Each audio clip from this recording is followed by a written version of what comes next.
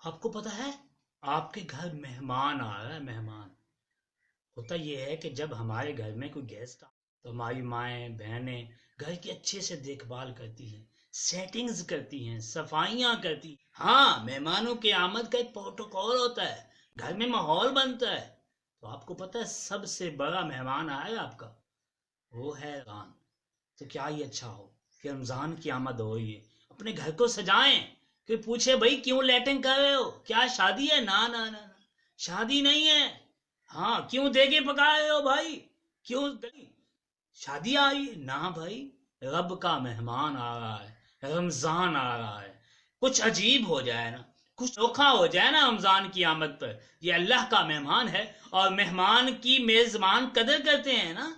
हाँ, तो हमें भी रमजान की कदर करनी चाहिए, रमजान का इस्तकबाल करना चाहिए और कुछ नए अंदाज से करना चाहिए।